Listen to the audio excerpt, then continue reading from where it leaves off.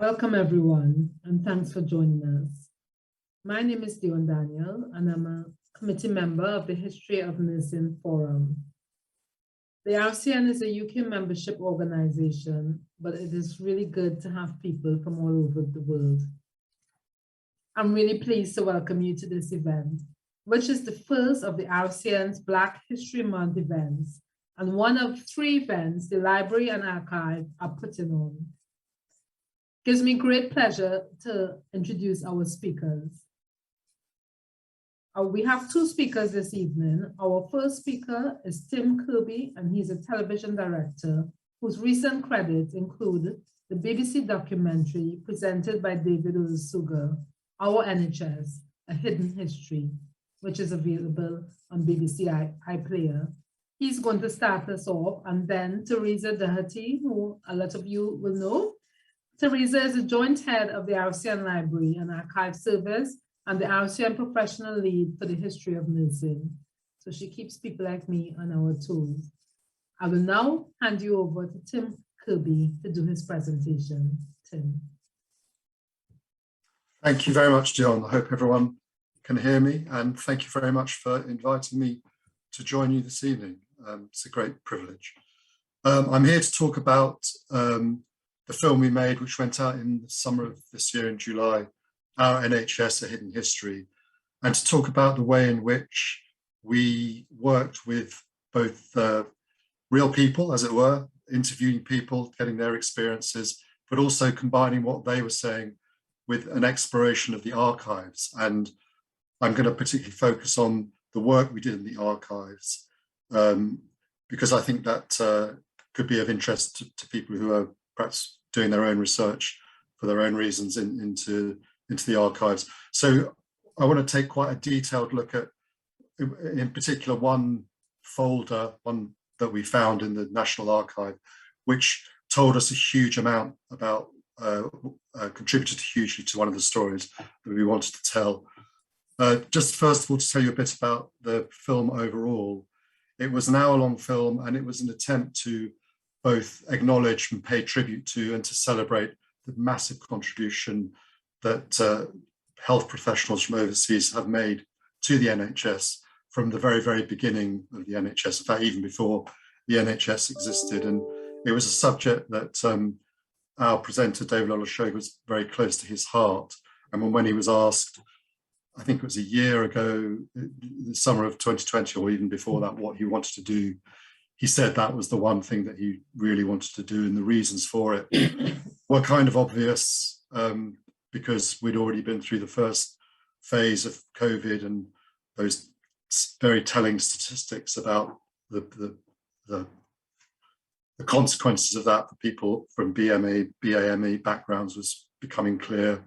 It was also the summer of Black Lives Matter, so putting those 2 things together, it was a kind of something that he was very passionate to do, and something that the team around him, small team of people that made the film, were also very keen to work on. It was difficult to do it. We filmed on either side of the second shutdown, the second lockdown, and we were obviously interviewing people who, because of their age, because of their BMA background, were vulnerable, and we were also interviewing people who were fresh from the front line of the fight against COVID, and bringing those groups of people together and interviewing them was tricky, but we survived.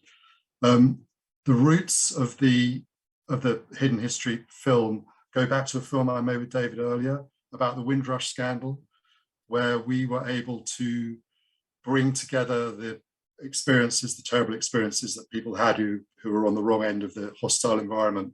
And by going into the archive to sort of put together the bit of the story that they weren't aware of, because no one was, about the history of the hostile environment and how it has been 70 years in the making, really, from even before the Windrush docked at Tilbury Docks. You know, you can find documentation there to show the dismay, frankly, that there was, that these British citizens had had the temerity to come to Britain, which was absolutely their right, And there was even a suggestion from Clement Attlee that they could be diverted to West Africa to pick peanuts. So from that combination of personal testimony and what you find in the archive, we produced a powerful and interesting film, and we were hoping that with the NHS we would do the same. It was quite broad, the NHS film. We talked about Asian doctors, we talked about the contribution from the Philippines, from Ireland, but we also, a major part of the film was about nurses, and particularly nurses from the Caribbean, because that's obviously a major contributor to the NHS, to the staffing of the NHS from the very beginning. I just want to make this talk based around the documents that we found and that we used in the film. Not all of them made it into the film, but they informed our thinking. So I just wanted to start. I'm going to try and share a screen now. Let's hope this works.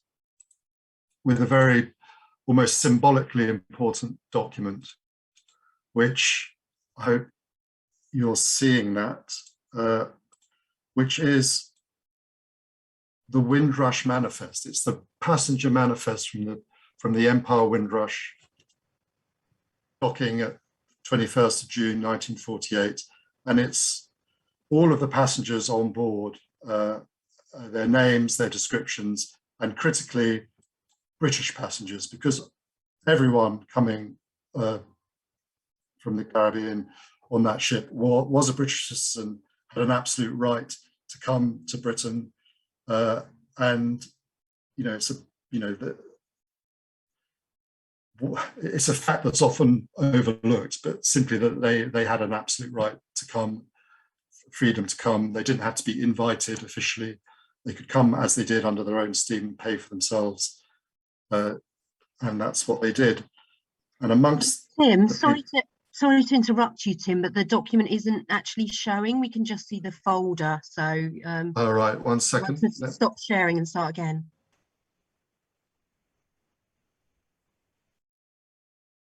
Sorry, let me try this again. How's that? Yes, that's working now. All right, thank you. So, sorry, yes. There we are. Names and descriptions of British passengers. And amongst them, way down this long list, is one I just want to draw your attention to, which is Ina Sullivan, age 35, her destination, West Middlesex County Hospital, Isleworth, Middlesex, and her profession is a nurse. And her country of last permanent residence was Jamaica. We actually tracked Ina through the RCN rolls. I hope you're seeing that. And so we know that 3 years after she arrived at Tilbury, she had qualified as a nurse.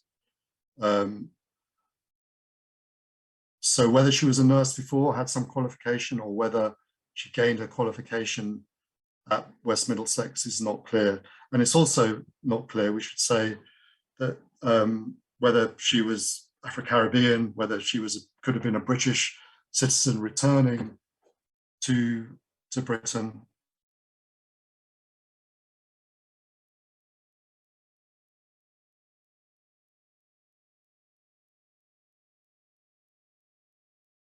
To the stories that you want, but sometimes a name is not enough. So I think Ina, my sense is that Ina probably was Afro-Caribbean, but I couldn't be certain, and therefore we weren't able to do what we would really like to have done, which would have said, look, here's a nurse or an individual who came on the Windrush, who joined the NHS, and so on and so forth.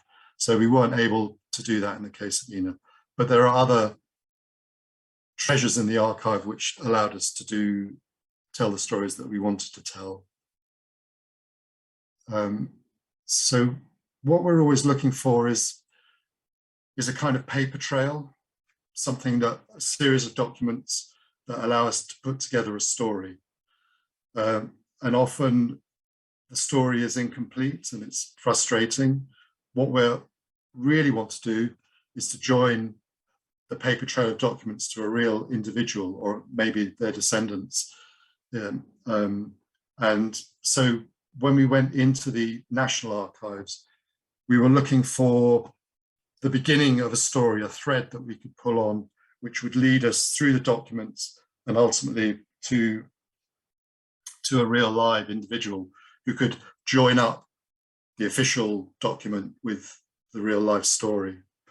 And you're about to find out whether we were able to do that. The starting point then for the folder I want to tell you about is,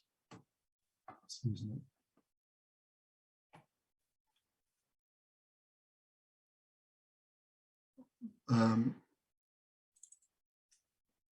book.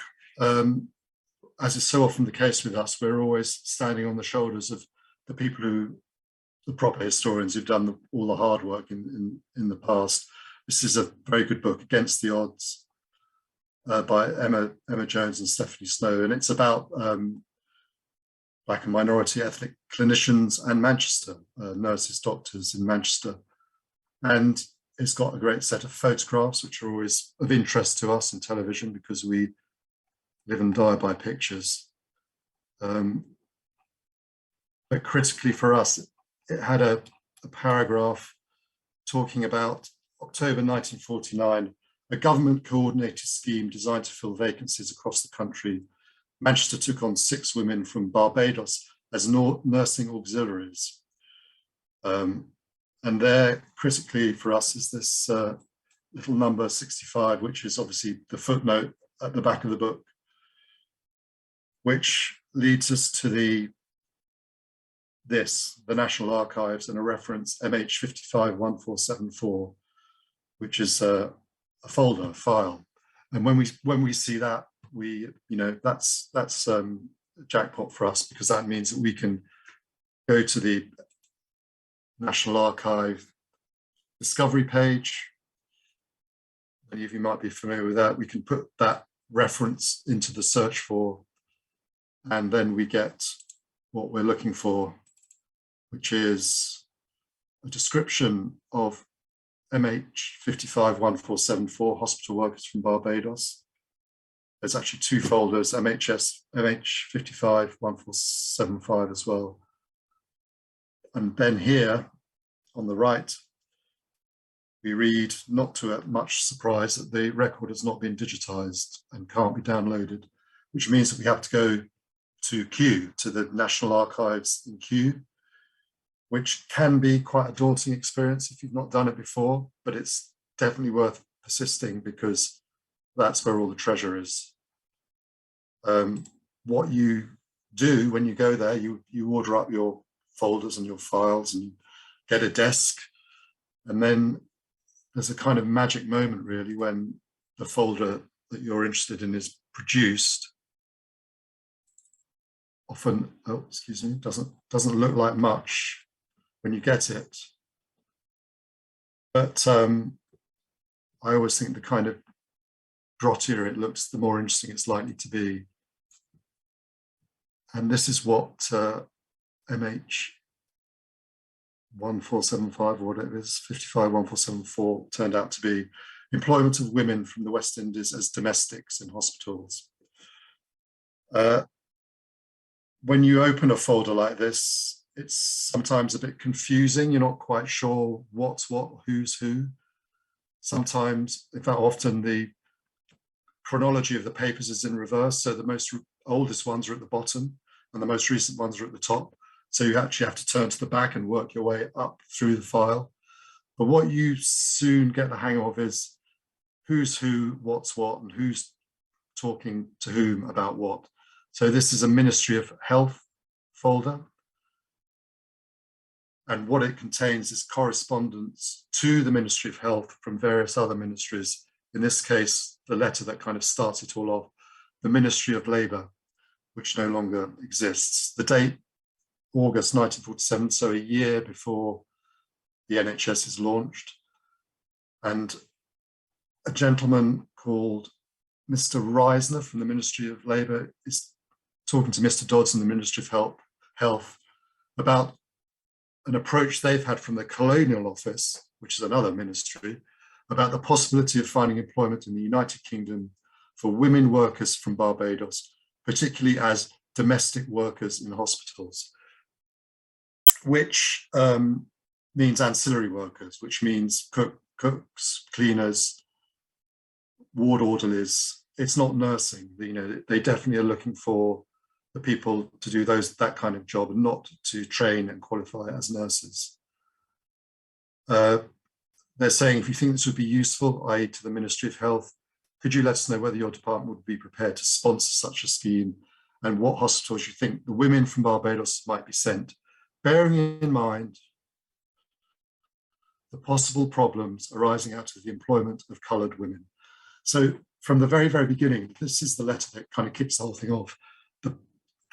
The possibility, the probability that this is going to be a problem is in the top of the minds of these officials from the Ministry of Labour. And it's not an opinion that anyone else disagrees with, the people that we come across in these pages. So a meeting at Norfolk House, January 1948. So a few months later, but still before the launch of the NHS in July of 1948. And we have Mr. Bevan, who's from the Ministry of Labour, I think, Mrs. Reisner, who's Ministry of Labour, the Colonial Office and the Ministry of Health. So all the people who are engaged and interested in this initiative. And Mr. Keith explains that the reason for it, the reason for the request from the Colonial Office is considerable unemployment in Barbados. That's the reason for the Colonial Office asking for whether there are vacancies in the UK. And Mr. Keith reassures the fellow committee members that the women all speak English.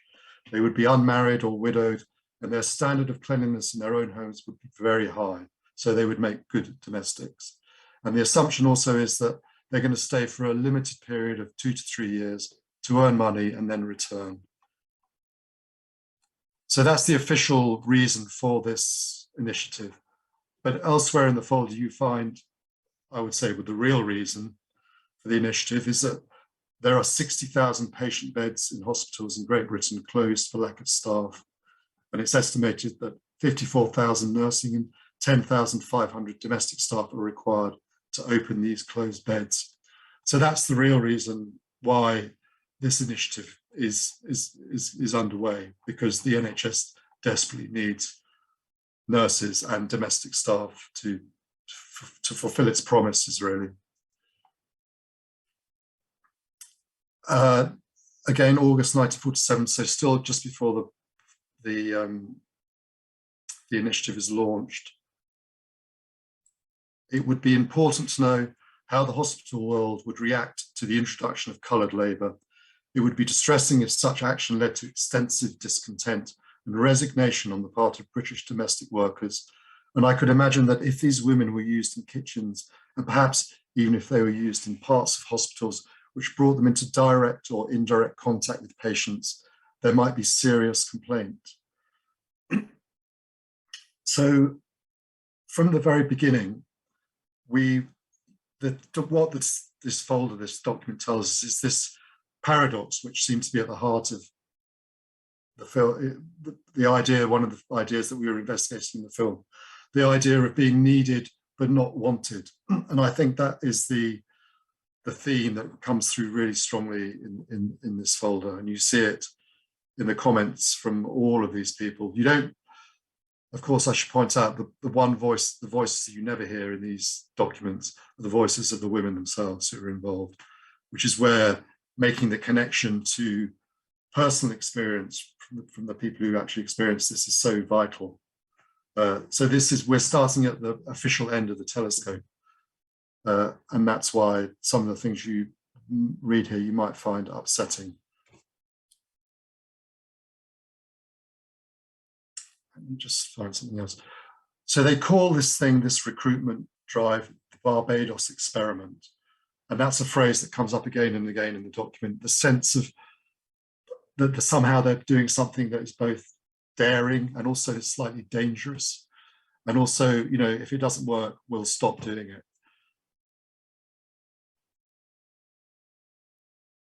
Some of these comments, I mean, they're just indicative of the official state of mind.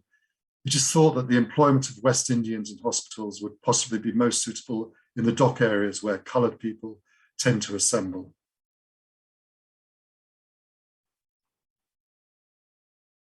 So we're moving on. The scheme is taking place. The Ministry of Health has found 4 hospitals.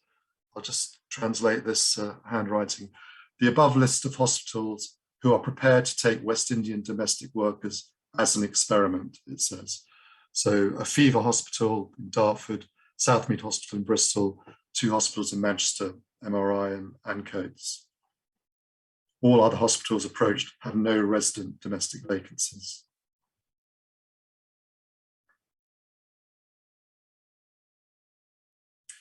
This is a letter from the regional office in which Southmead Hospital is, and she's reporting on the attitude there towards the possibility of 4 girls arriving from Barbados.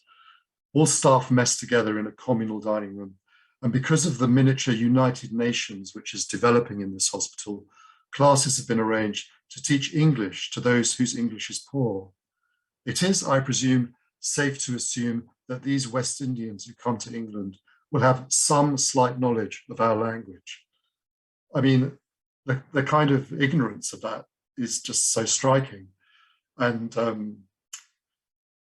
I kind of think it speaks for itself as you know, the country to which these people are coming and the kind of attitudes that they're going to come up against. Some slight knowledge of our language. It's extraordinary. July the 17th, 1949, this is an advert, the advert that appeared in the Barbados Advocate, in which applications are invited for women to come to London, to come to the UK to work as hospital auxiliaries, domestic workers. And amongst the details here, we discover that there's going to be a compulsory contribution towards the cost of passage of 5 shillings a week. That's going to be docked from your wages. And that's the reason why there's such a large amount of documentation about the women who did come, is because the British government was keeping track of them throughout the years that they were here. They had to know where they were so that they could dock their 5 shillings a week from their wages in an attempt to recoup the costs.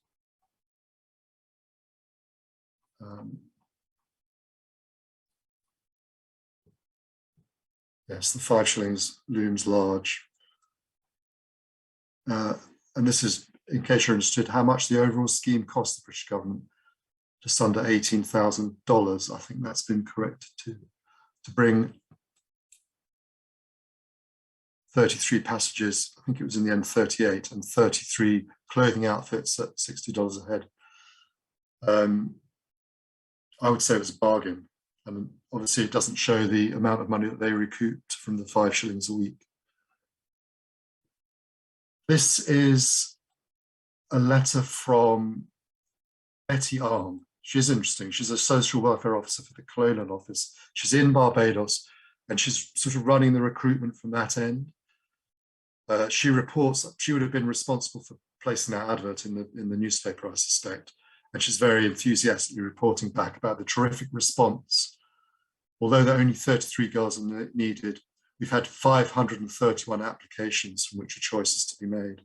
And she reports that the first group of 4 girls, it was 3 in the end, but 4 girls are leaving on August the 21st and arriving on around the September the 3rd or 4th. I'm sweltering in an ex-army hut with temperatures of around 90 degrees. I gather you were doing the same in London. I wish I were with you. Betty Arm. And here, finally, what we were looking for all along is names of people. The first 3 women who came in September of 1948, Adela Ferguson, Gwenny Violet Innes, Elsie Matilda Webster.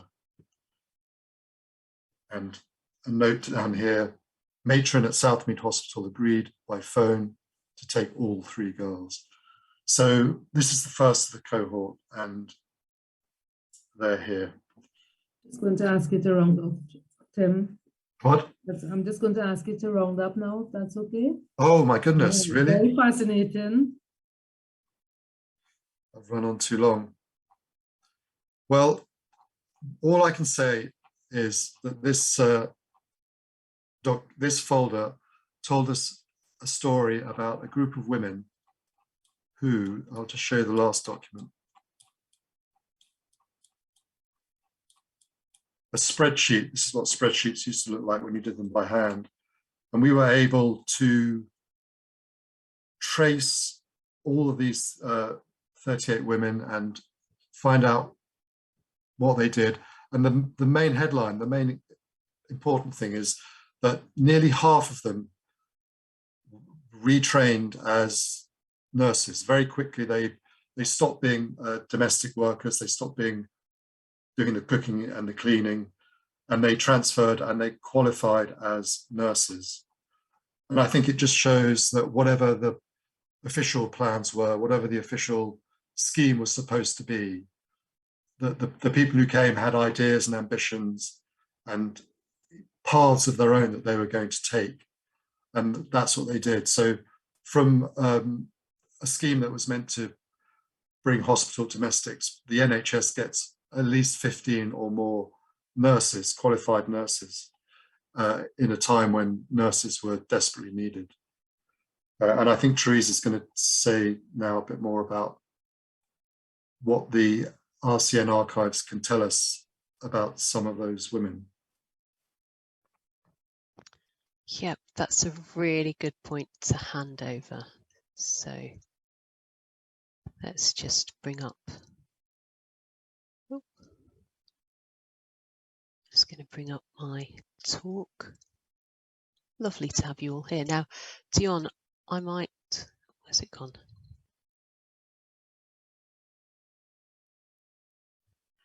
When I share the full screen, I might lose I might not be able to see you. So just interrupt when it's getting to the longer bit. There we go. Right. Can you see that okay? Sarah can interrupt me if it's not showing properly. So as Dion said, I'm Teresa. I'm Joint Head of Library and Archive Service, and I also answer various questions about the history of nursing and look after the History of Nursing Forum for the RCN. With so many sources available to search online, it's now easier to find your nurse and get started on family history than ever before. And when Tim asked if any of these Barbados women who came, as he said, as domestics, whether any of them became nurses, I genuinely thought we would be lucky to just find one. We know, and as Tim explained, that there were and are many barriers to careers in nursing for Black people. So to find so many women, I think it was 14 out of the 38 identified as becoming nurses, was really encouraging. So that's one reason why we wanted to put on the event today, to sort of showcase it. So this evening, I'm going to run through some quick pointers for family history, how we searched for Tim's nurses, and what the registers tell us about them. The Barbados nurses are a really good example of the Windrush generation and the agency that's shown by individuals and by communities of that time. And if there's time, I'm also going to talk very briefly about evidence of earlier Black nurses in the UK and how you might be able to look for them as well. So before I show you anything detailed, the History of Nursing Forum has drafted a guide with full details of the resources described in this talk and a lot more besides. It includes screenshots with step-by-step how to search, and we're very happy to share it with you. The forum wants some user feedback before it's finalised. As I said, it is still in draft form. So if you're happy to do so, we'll email out the PDF to you early next week. If anyone's watching on catch up, you'll be able to find it by looking on links from the History of Nursing Forum page on the RCN website. So you can sit back and enjoy the talk and not worry too much about making notes. So if you've ever watched Who Do You Think You Are? You will know that each episode starts with a mug of tea at the kitchen table, and they are right. Before you start researching the records, always have a sit down and make some notes. Think about who you know, what you know, and what stuff there is to support your research. Repeating the simple questions of who, what, when, why, where, as you talk to other members of your family will give you clues to follow. And think about Tim trying to find that thread to pull at. It's really important to get those clues. Technology makes it easy to link up with family members from different countries and indeed from different continents. So have online coffees, share your family stories. It's a really useful way of sharing knowledge, and it's amazing how many new stories you will hear. If you gather together the evidence, now some of this will be obvious. You'll have paperwork such as certificates or passports that people kept safe in a box underneath the bed or on the top shelf. Photographs are also an obvious starting point. If you've got nurses in the family, look out for the small items, badges, buckles, certificates. Up to the 1990s, badges and buckles were worn daily and represented being a nurse, so were treasured and kept as mementos of their profession. These can give really helpful clues about which organisations to trace records from. And gather together all the names. Find out not only the legal name of the person you're trying to trace, but also the other names they were known by. Women changing their name upon marriage is just one really good example of this, but also the legal name on a birth certificate might be very different to pet family names or anglicised names used in daily life. Talking to your cousins can really help with the problems of name calling. I know this from my own large Irish Catholic family. Lots of different names there. Black families have additional challenges. Some African names, even now, might be rehashed in the workplace with simpler English versions.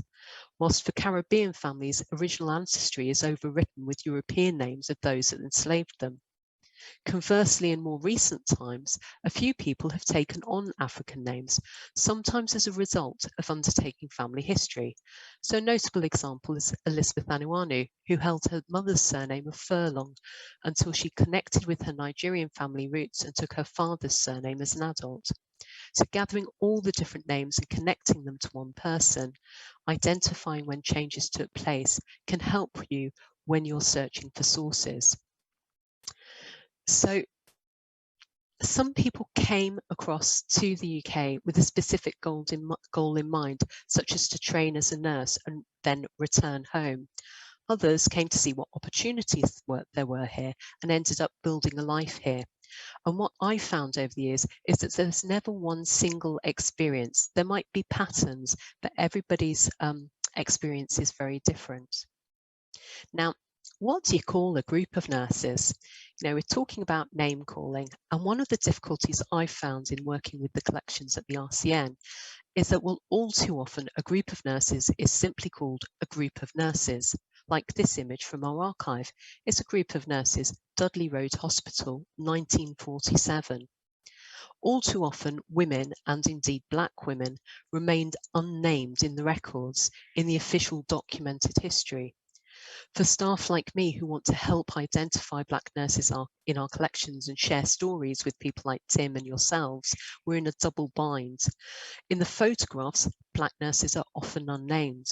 In the documentary evidence, their names do not necessarily tell us they're black, like Ina that Tim mentioned. We just have a name. It's really hard to identify and tell individual stories. But those of you carrying out family history, you know who they are. So I really hope that you'll make these amazing nurses' lives more visible and share those stories back with us. So a couple of key dates for you when thinking about black nurses in the UK and record keeping, because as Tim said, it's the records that really help you uncover things. Before the 1870s, there were very, very few records naming individual nurses. The rise of the nursing schools in the 1870s and then the campaign for a state register of nurses led to lists of nurses being recorded between the 1870s and 1922, and details of these are listed in our guide. From 1922, the General Nursing Register becomes available, and as this runs to 1968, it covers much of the Windrush generation between 1948 and 1971, when many Black nurses began their lives in Britain. So we'll start, as mentioned, with a look at the GNC, the General Nursing Council registers, and I'll take you through searching for Tim's Barbados women. We should note that it was not just Afro-Caribbean people encouraged across to the UK. The high vacancy rates meant that people across the world, though mainly from the British colonies, were targeted to fill those vacancies. Sounds familiar, doesn't it? And this included some African countries, as well as places like Ireland and Malta. But today, after we've had a look at the register, we'll be heading to Barbados. So this is what the cover of the register actually looks like. This was one of the pre-registers from the College of Nursing, which then led up to the GNC register itself. And this is a copy of, I'll hang on to this one for a second. The register was published by the General Nursing Council between 1922 and 68. After that, it became a database. The database is now held by the Nursing and Midwifery Council. Being on the register became mandatory from 1943. To be on the register, you have to have qualified as a nurse and to be in practice. You paid, and indeed you continue to pay as a nurse, to be on the register, and you would be, or you will be, struck off if you fail to uphold their standards of their conduct standards, and these were ethical conduct as well as clinical behaviour. In 2016, our complete set of the main GNC registers, plus additional registers like this one of the College of Nursing, the early RCN, were digitised and published via Ancestry. There are over 1.6 million names indexed. It's the largest single database on any profession available in the UK, and it's a good time to underline the fact that nursing is the largest single profession in the UK. Currently, there's something like 700,000 registered nurses in the UK. That's not including healthcare assistants and other nursing assistants that work in the nursing family. Ancestry is a subscription service, and whilst many family historians have individual subscriptions, it's worth reminding everybody that it's also readily available through many public libraries. So these steps, these individual steps that I'm going to show you, are replicated in the History of Nursing Guide, so you don't have to take lots of notes. The first thing to do when you get to the Ancestry homepage is to narrow your search to the nursing registers, otherwise you'll simply get too many names. And then you can focus on those registers in the UK and finding the nurse that you want. So from the front page, choose Search, and then the card catalogue you can see there just at the bottom. From there, you search for title Nursing, and that brings up 4 collections of nursing records. And it's the first one that we'll be looking at this evening, which is UK and Ireland, rather, the nursing registers 1898 to 1968. And of course, Ireland was only partitioned in 1921, so therefore it's included in those early records. And we're going to look for Gwenny Violet Innes, one of Tim's nurses. And it's a wonderful name. You can tick the exact box if you really want to narrow down on the name, but I tend not to because I want the variants. As I mentioned before, quite often there's issues with women's names, so it's useful to have a little bit of fuzzy searching there. And here we go. Here's Gwynny. She's first in the list. Hurrah! If you can't see an exact match, or even if you do, if there's a lot of results, check different versions. Things like the date, the residence year that you can see in the middle, that's really helpful for tracking down your exact nurse. You might trip over somebody with the same name, but from the much earlier or later period. And beware, with so many women in these registers, be careful of duplicate names. I've come across a number of nurses over the years with what I thought were very unusual names, only to find they had a doppelganger. So check that other information against the knowledge from your own personal family history. If you click on the View Record, the section just next to Gwynny's name, you'll see the register, which Tim showed you a bit earlier. And it will take you to the exact page that it's on. At the top of the screen, it will show you the search that you've just done to remind you where you are. and it will give you the page number of the volume at the bottom. The register was published every year, and the names are listed in alphabetical order, so it's really easy to browse once you get to that page. I'm just zooming in a bit, and you can see there in the middle of the page that we've got Innes Gwenny Violet. She's number 203914 on the register. She's qualified. The middle date is her date of registration, and on the right hand side is her training school. That's where she trained. So that's where the hospital may, if the archives survive, have details of her as a student. She's on the General Register for 1953. The General Register meant that she had trained in general adult nursing and that she'd successfully passed 3 years of rigorous hospital-based training, lectures, assessments and exams.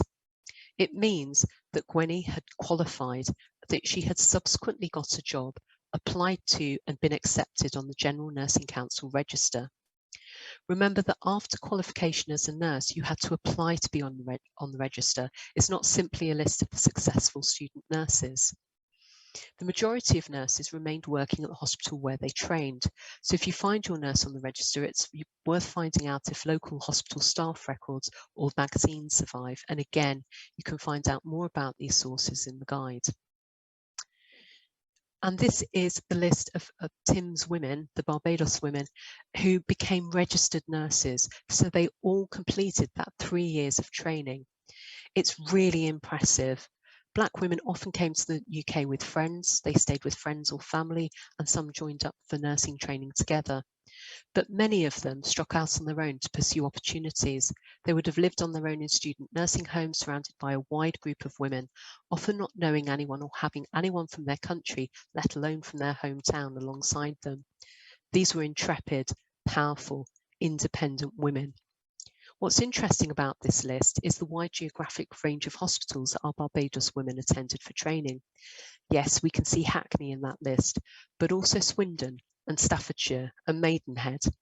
Nurse training meant that Black women were headed for places with little or no existing Black community, a long way from Brixton, let alone Barbados. If we look at a couple of the other entries from Tim's list, we'll find different career pathways for some of the other of the 14 nurses that we were able to trace. We often hear about state registered nurses and state enrolled nurses. So here's Ina Lolita Garner on the 1967 roll of nurses. It's really important when you find someone that you check the top of the page or the front of the volume for the volume title. As you can see, this is for the roll rather than the register of nurses. This meant that Ina had qualified as a state enrolled nurse or SEN. This was a shorter 2-year period of training. Many immigrant nurses were pushed towards SEN, particularly Black nurses, but it's notable just how many of the Barbados women that Tim traced became registered nurses rather than enrolled nurses, and they will have fought really hard to be able to do that. But becoming an SEN was in itself an achievement. For many women, especially those from lower socioeconomic groups, or indeed for immigrants, training for 2 years and entering nursing with a recognised qualification and gaining a respected role with a steady wage was in itself a goal. What was discriminatory was that the SEN role restricted career options for people who had greater potential. Training was not recognised as a pathway for registered nurses and more senior roles. And more details are available in the guide. I see you, Dion. I will speed through. Now, some of the later registers don't print what they are on the top of the page. You have to go back to the beginning of the register. And this register of nurses from 1957 has a handy overview of the different registers within it. General makes up the vast majority. Then there's mental health, children, fever, and mental defectives. All these were registered rather than SEN roles. Be aware, as Tim mentioned, that some of the language you'll come across is from its time, such as the term mental defective, which we'd now term as learning disability. And you might find similarly offensive and indeed racist terms used in records. Please be aware this may happen. It's hard to read words that hurt, especially if it's hurt inflicted on our family members, however long ago that is. An example of the fever section in another register appears from one of our Barbados women, Velma or Eileen Rowe, who marries to become MacDonald. She registered in 1958, trained at Plaistow Hospital. Fever meant that this was a hospital specialising in contagious diseases, epidemics of smallpox in the 1920s, polio, tuberculosis, regular outbreaks of measles, etc. Until antibiotics were introduced after World War II, there was no effective cure for many of these fevers. So having specialised hospitals where infectious people could be nursed for months at a time was very necessary. These hospitals needed lots of staff. Although it was a registered nurse role, fever nursing was an undesirable role with a high vacancy rate, so one that immigrant nurses were actively encouraged to go into. Here's someone not from Tim's list. Here we can see the aptly named Denzel Nurse, a black man. He's identified in the book Many Rivers to Cross, The History of Caribbean Contribution to the NHS by Amy Kramer. Denzel was born in Barbados, keeping with the theme, and aged 19 came to Britain in 1963, studying nursing at Stanley Royd Hospital in Wakefield, going on the register in 1967. Mental health nursing is one area that's traditionally had more men, growing out of the orderly role of the Victorian asylums. Unlike fever nursing, mental health nursing was often seen as a less desirable career, and one which many immigrant men went into. Men like Denzel went on to have long, productive careers. He plays an important role in community health, working with the Afro-Caribbean community in Huddersfield. And here we have another person on Tim's list, Daphne Rochford, who is a midwife in Scotland. Qualifying as a student nurse was a prerequisite for midwifery, so here she is on the roll in Scotland. What's interesting here is that Daphne gives her address as being Barbados, and nurses and midwives who trained and registered in the UK could pay to stay on the register when they returned home. Remember, this is still part of Empire. So you can also search by place name, and this will show you the place of work or the place where somebody is, where they're being registered. So if we search for Barbados in keyword, and it's important it's put in as a keyword rather than location, simply because Ancestry hasn't indexed everything correctly yet. There's too many names in it. But within that, we find 114 names who are on the register actually in Barbados, sending back money to the UK to stay to be on that official register, that official list. For some people, staying on the UK registers was a matter of status and career progression at home, but it's also a way to keep the door to the UK open, either for work or to take on additional courses and get further up the career ladder. So it's definitely worth a quick search to find out if your nurse is on there. So I think we've seen, Dion, is that time? I'm not going to get to my last two nurses. I'm just going to go straight to the end because we've got some links that you can read about. And this is just some links to finish up with. Francis is going to put them on chat. On the left, we've got Sarah Woodbine. She was working in London in 1898, and she sparks off an exchange of letters because of a short article written, A Plea for Equality, because of the racism and the racial prejudice she found in her career. Then on the right-hand side, we've got Caribbean-born Annie Brewster, and you might have heard Stephen Bourne talking about his research on Annie. And she was a specialist and very well-respected ophthalmic nurse working in the London hospital in the 1880s. So we know that there are Black nurses who are trained, qualified and specialist long before Windrush. We just don't know enough about them. So please search for your ancestors and share those stories with us, because we'd be delighted to find out more. Thank you, Teresa and Tim. That was really fascinating, and I could listen for many hours. It struck me that I must now go and look for my aunt who came in 1961. Just out of interest, the person might be too shy to share, but a participant was able to answer the question about Ina Sullivan. Ina did her nurse training and qualified on the 3rd of December 1951 at West Middlesex Hospital. She was born in Jamaica to David and Julie. So David was a shopkeeper, and my terrible handwriting means I can't read what her mom did. So that's fascinating, and that's why the history of nursing is important.